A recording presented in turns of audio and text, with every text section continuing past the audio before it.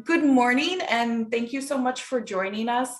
My name is Liz Stuewe. I'm the Accessibility Rights Manager at the Equal Rights Center, and we're very excited to have Marsha Mazz here with us today to talk with us a little bit about accessibility rights and the history and the incredible work that she has done over the years.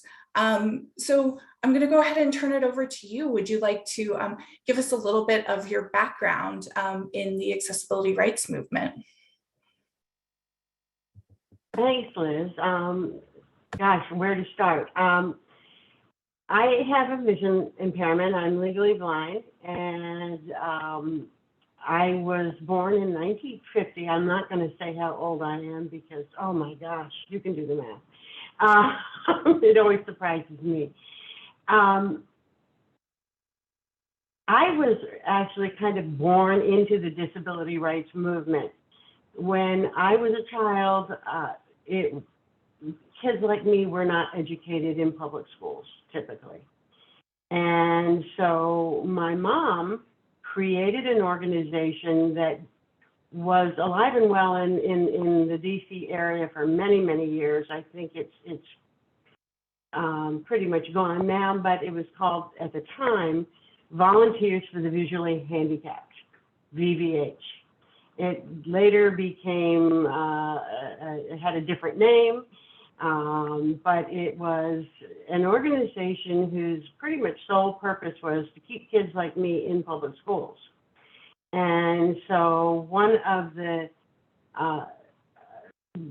most important things they did was take books for school books, and they would, a bunch of ladies with typewriters would sit in it was a temple in Rockville, a Jewish temple in Rockville, and these wonderful volunteers would type the text into large print.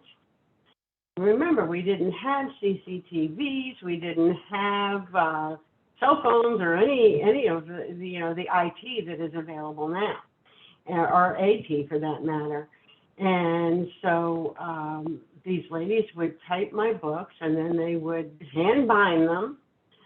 Sometimes just with big paper clips. Sometimes they would actually truly bind them. They were amazing women.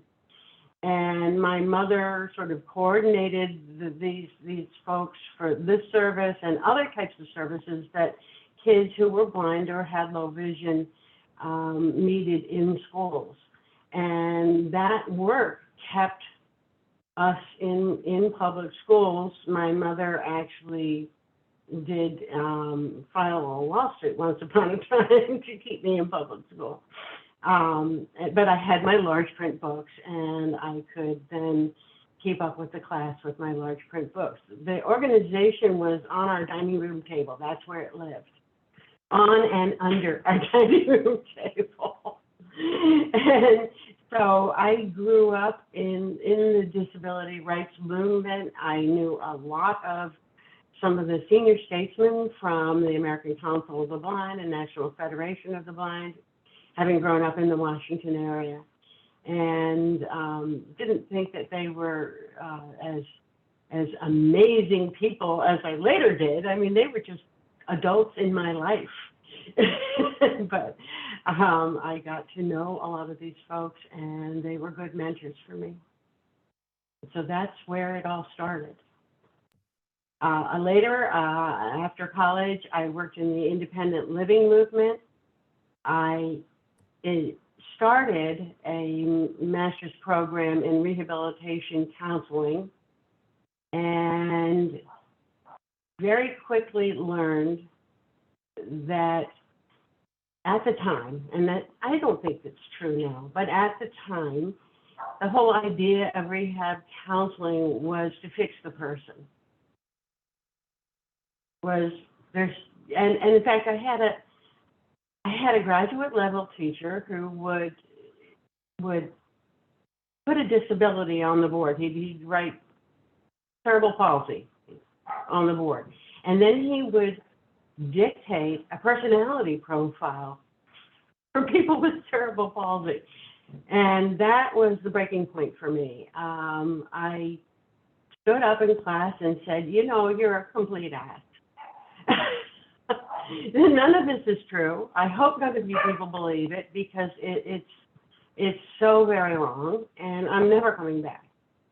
And that's how I ended my graduate career.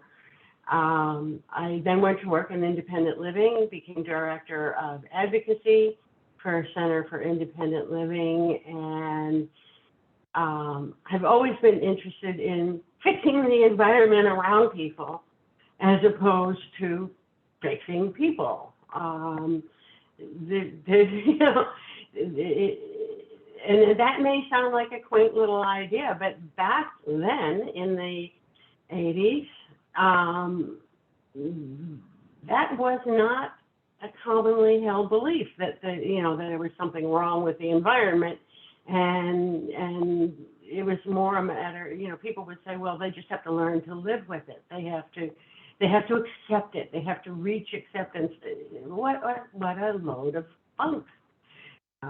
So that's where I started working on the built environment as director of advocacy, although I had some very interesting other cases, including forced sterilization of people with developmental disabilities, and fair housing, before the Fair Housing Act, cases where people who use mobility devices like power wheelchairs were not allowed to use them in the hallways of their living establishment. So, but the most important barriers, the ones that grabbed my attention, were those in the physical environment, because I being married to an architect and coming from a family of engineers and architects and others, I knew this was fixable. And it wasn't being fixed. And I think one of the I think when we talked earlier, you asked me about how have things evolved. One of the kind of telling moments in my life was when I called up the chief building inspector in Arlington, Virginia, and I asked him to come to our meeting at the Independent Living Center, and I gave him what for, because I said, you know, this new complex that's being built here is completely inaccessible. Why aren't you making it accessible? And I held up the American National Standard for Accessibility, which was just a few pages. It wasn't like it is now. And said, why aren't you enforcing it? And this very gentle man, and he was an incredibly gentle man, said to me, well, I don't have the authority. And that was the first time I became aware of the power of the building code. What building codes and standards can do, or prevent someone who really might think that it is the best thing to do, that it is the right thing to do, and wants to do it. He wasn't being allowed to do it because his building code did not empower him to enforce the standard for anything other than parking spaces and bathrooms. And the bathrooms were segregated. So that was kind of the starting point for me in codes and standards, and I was naive enough to think that it would be easy. And so I embarked on this, and later I applied for a low-level job at the U.S. Access Board, which is the federal agency that later was given the authority to write the ADA accessibility guidelines and several other accessibility guidelines as well, and also had been enforcing the Architectural Barriers Act, which applies to federal facilities, and writing the guidelines that underpin them since the 70s. So I fell into the right place at the right time. I had wonderful supervisors, and we were a great team of people who were all committed to the same thing. And I was allowed to grow and try to, make a difference in the world. And I think that the board did. I think the Access Board had a significant impact, and I'm very proud of it. Absolutely. And that's really interesting as we're coming up on the anniversary of the Americans with Disabilities Act. Can you tell us a little bit about how that law impacted your work and what you saw change after the passage of that law? Sure. Well, I came to the Access Board just before the passage of the ADA. And I had been working in Arlington, Virginia in an independent living center where, again, I had wonderful support, people who encouraged me to participate. I did, in fact, participate in a couple of the meetings that were where people like Marilyn Golden and others were pushing for the statute to be passed. I was definitely not a key player at that time, but I was welcomed into and under the tent, and I learned a lot. David Capozzi, who later became my boss at the Access Board after Ruth Lusher left, was one of the main movers and shakers who wrote the Americans with Disabilities Act and figured out all these things. And I do remember the one meeting that I attended was all about, are we really going to put in something that says that, you have to make things physically accessible? And I remember, arguing passionately for essentially what would amount to a national standard for accessibility. Although it's not a building code, it is a national standard for accessibility.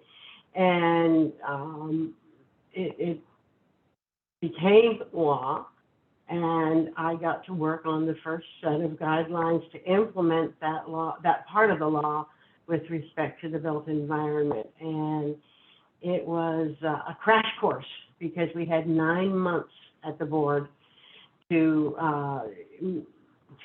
evolve our old accessibility guidelines that were written for the federal government itself into something that could be applied to the United States very broadly. Public accommodations, commercial facilities, and state and local governments. And it was quite a crash course because I had to learn rulemaking. I had to learn that federal agencies don't get to just put in there whatever they want, that you have to have some support for why you're doing what you're doing, and you have to respect public comment, whether it's in support or opposed to what you're trying to do. And that was truly the beginning of my career, because I became kind of a translator between the building code community and the disability rights community, by listening to what the builders had to say, listening to what the architects and engineers had to say, and why they would complain about a provision, or why they would say, oh, please don't make that happen. This is why you can't make that happen. Or revealing conflicts with other codes and standards that builders had to comply with. A good example, we established a height for handrails on ramps and stairs. And that height actually was basically, even though we gave it a range, 34 to 38 inches, okay, we didn't realize that building codes were establishing a different range, 30 to 34 inches, which meant that if somebody wanted to comply with both, that handrail had to be precisely at 34 inches. And I know that people may think, well, this is minutia, I don't need to think about it. But there's a cost that happens when something has to be precise. And unless it is necessary for accessibility, and there are cases where it is, it's really not justified to establish that very precise number at some great cost, and can result in backlash toward the ADA or toward the disability community if it's not reasonable and isn't defensible. So in that example, we did revise our numbers to better align with the building codes, to give people some flexibility and without severely impacting usability. And in order to do that, you have to be able to look at what research is available, and you have to have an understanding of how people with disabilities are using these features, because very often people with disabilities use them quite differently from people without disabilities.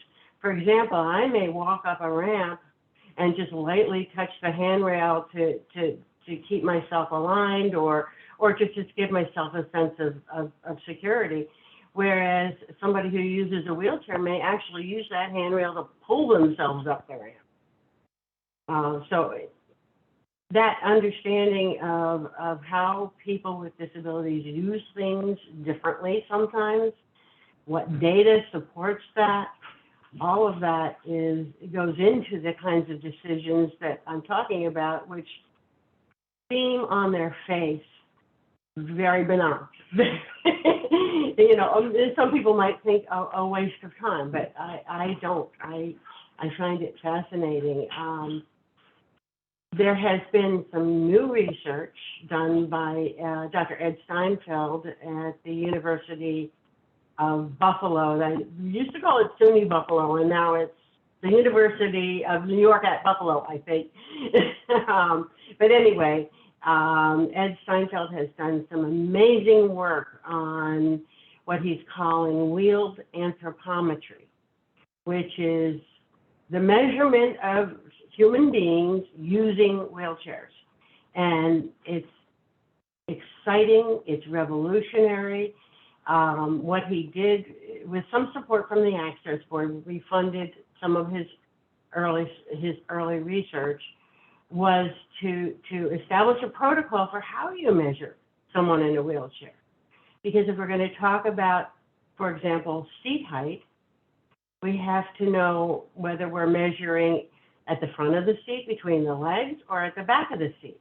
Because oftentimes the seat is canted, and it's not dead level flat. So, so Ed developed protocols for how you measure people seated in a mobility device. And that data is generating some surprising results. It's telling us that the current ADA standards and the private sector standards, which are pretty well aligned now and are very similar now, are not serving as broad a population as we thought. And we need bigger spaces for wheelchair maneuvering. We need to further lower things for people to be able to reach.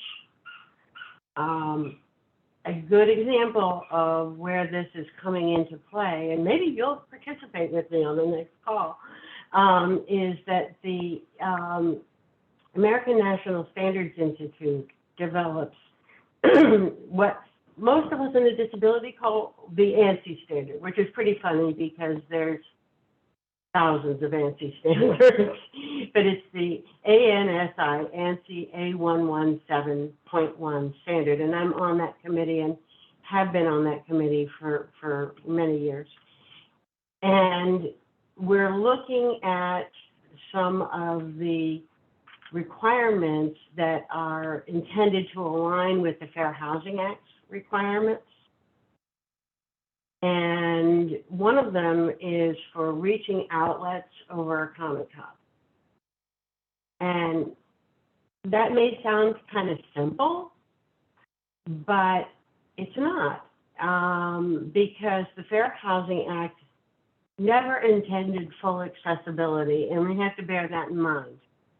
And to a large extent, the statute constrains us, but also the HUD guidelines, the HUD, all the HUD materials constrain us. We want to stay aligned with the HUD requirements so that if someone builds to the ANSI standard, then they have some level of confidence that they're also in compliance with the federal law.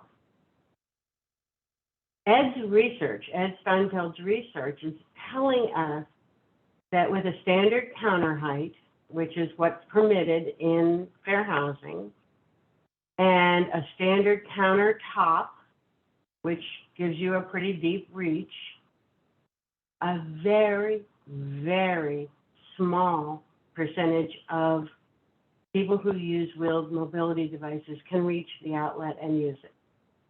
Very small. I don't want to quote numbers here because I don't have them in front of me, and I'm a stickler for being right about my numbers. But I'm looking at that and realizing that we are forcing kitchen design to change radically in order to accommodate this reach.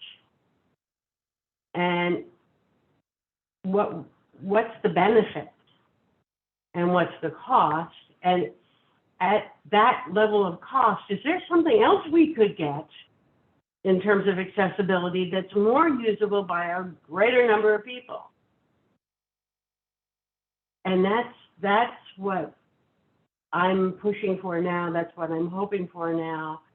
And we have a wonderful task group from the ANSI committee that is working on this issue, and including the home builders.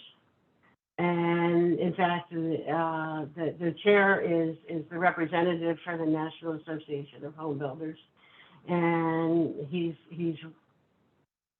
very helpful, and it's been a breath of fresh air to work together with these people to try to find solutions that will be a benefit to everyone.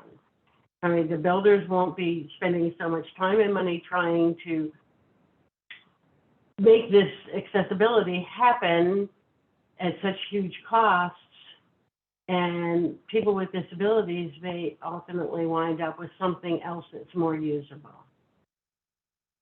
So that's our goal. I think that really illustrates the importance of really understanding the diversity of folks with disabilities.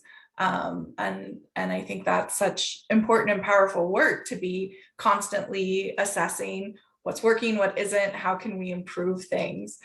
Are there any other areas that you kind of have seen that you hope will improve, or areas that, you know, the accessibility and disability rights community can work towards? Absolutely. HUD has put out on their regulatory agenda, which is a document they file and you can access. It says that HUD is going to give some further consideration to the Fair Housing Accessibility Guidelines, and they will be looking for ideas from people about what's important, what isn't important in terms of accessibility. An example, under fair housing, currently, you can build a bathroom and someone cannot turn around in a wheelchair. And there's some silly stuff about, oh, well, you can re-swing the door and use the doorway and back in and back out. Oh, well, come on. We're talking about significant effort, significant cost, significant change to the layout of your apartment. And who wants to use the doorway to their bathroom to turn around? Am I going to entertain my guests, wrapped in a towel while I turn around in my doorway? That's horrible. At the same time, it's requiring these outlets over kitchen counters to be accessible. Well, you know, you can go to Home Depot, you can buy a bunch of safe gizmos, extension boxes and extension things that will enable you to relocate your power supply on your kitchen countertop. And let's face it, most of us in a kitchen anyway, leave a lot of things plugged in, and other things will plug in and out. So we you know, we may not need every single plug to be within reach all the time. Or if we want them within reach, we'll go to Home Depot and we'll buy some of those gizmos, which are not expensive. So here we are forcing the industry to radically change the way they put together a kitchen to get us reach to an outlet when we can't turn around in our bathrooms. That doesn't make sense. It doesn't make sense at all. In terms of the future, housing, I think, is one of our most important issues. Housing for everybody, not just people with mobility disabilities, but people who are blind or visually impaired. Location is really the issue if you're blind or visually impaired. It's location within the facility sometimes, just to enable you to, you know, easily navigate the complex. Sometimes and often it's location within the jurisdiction, within the city, where that is, because most of us don't drive. And so we have to use public transportation when it's available. Most people don't like using paratransit because it's limited in so many ways. So you want to be where you have quick and easy access to mainline public transportation. That's not a consideration in HUD funding or anything else. It's not one of the HUD basically says if there's federal assistance in the federal funding in the program, that you have to have 2% of the units designed for people with vision impairments. Most of us don't know what that means. There are people who have ideas about it, but really, again, it's location. It's location that matters the most for my community of people with vision loss. For people with hearing loss, there's a lot of issues. For people who are deaf or hard of hearing, you need visual alarms. The building codes don't give you those visual alarms yet. They give you a setup that enables you to install them relatively easily, but it doesn't require them in the units. The ADA does if the housing facility is covered by the ADA, if it's a program of a state or local government, for example, or if it's federally funded, the HUD Section 504 regulations give you 2% of units that are supposed to be equipped with visual alarms. But there's so much more than visual alarms. There's assistive listening. There is communications to know when someone's knocking on your door. There are issues for some people related to how loud they turn up their TV or their radio if they're hard of hearing, and neighbors complain because the acoustics are not good in the unit. Well, is it a reasonable accommodation to improve the acoustics in a unit? I don't know. Or maybe it's a reasonable modification. And those differ based on who has to pay. So it's very important to know this answer. Just like it's important to know whether an accessible parking space at your housing facility is a reasonable accommodation or a reasonable modification, because that determines who has to pay for it, whether the tenant has to pay for it or the landlord has to pay for it. So these are important things to know. In terms of the evolution of building codes and accessibility standards, I think communications is people with communications disabilities have not been particularly well served. We have not done anything really for wayfinding within a complex physical environment in the codes. There are technologies out there that now enable better wayfinding for people who are blind or have low vision. And those technologies, though, are generally provided voluntarily or perhaps in a way to satisfy an ADA or Section 504 communications responsibility, effective communications. But they are not in the building codes. And I'm a firm believer of getting everything into the building code I can, because the building codes are affirmatively enforced. They're enforced without regard to who's there, who lives there, without regard to, a complaint. Nobody has to be unhappy in order to get the building codes enforced. In order to get civil rights laws enforced, you have to make a complaint. You have to be discriminated against before you make a complaint. We don't want that.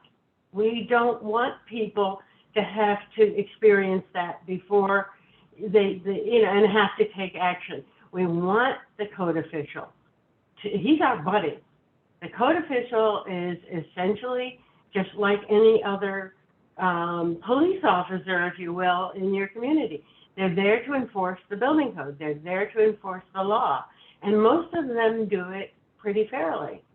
And so if we can get requirements into the building code that relate to wayfinding technology that gets embedded in a building, or if we can get better classroom acoustics for kids who are deaf or hard of hearing, or, well, kids who are hard of hearing, and have the building official enforce that, then parents don't have to go to the Department of Ed and say, my kid is not learning because his classroom is cacophonous and he can't hear the kid next to him, let alone the teacher. And speaking of classroom acoustics, that's one of our achievements. That's one thing that we did get into the building code relatively recently. And so we can start looking for any state that uses the International Building Code, which is most all states, to now begin to require better classroom acoustics in every K through 12 school, which is huge. And why did we pick K through 12? We picked K through 12 because it's already a classification, a classified, identified type of building in the building code. And when children are young, that's when they're acquiring language. That's when acoustics are the most important. Interesting research tells us that teachers who are in effectively good acoustic environments have fewer sick days, have better control of the students, that everybody benefits. The children benefit, children acquiring a second language benefit, children with learning disabilities, and children who are hard of hearing. So it's a win-win, but it was very hard to get into the building codes because acoustics is not well understood. Just like lighting, lighting is not well understood, and lighting is a major issue for people with vision loss.